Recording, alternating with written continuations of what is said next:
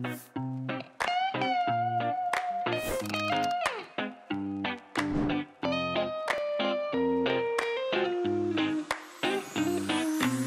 êtes ici dans mon caveau à Aix-les-Bains, dans la zone des Combaruches. C'est un caveau qui est destiné aujourd'hui aux particuliers, à nos clients restaurateurs. C'est notre showroom. Vous êtes tous bien accueillis pour venir nous rencontrer et parler vin dans ce lieu.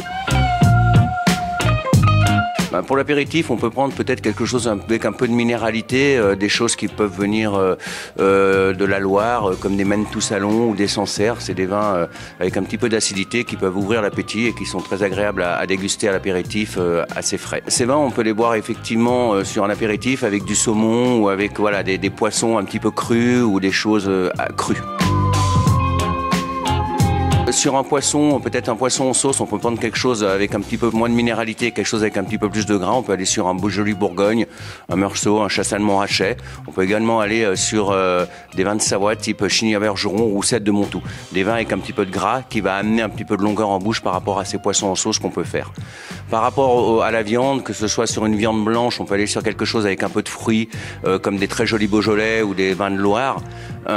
Et sur des viandes un petit peu plus en sauce, on peut aller sur des vins de Savoie type Mondeuge ou sur un joli Bordeaux également, avec une grande complexité en bouche.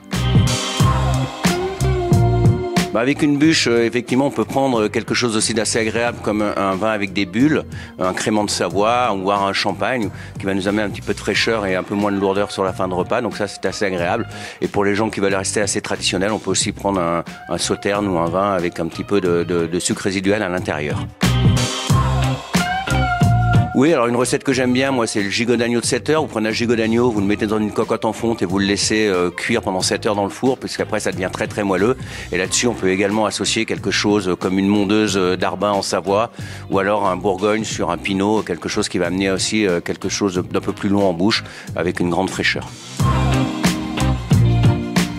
Nous, ce serait exactement le crément de Savoie. On est la 8e appellation à avoir l'appellation crément en France. Donc on vient de sortir ces nouveaux créments de Savoie. C'est une bulle assez fine qui est parfaite pour les réveillons et pour les fêtes de fin d'année.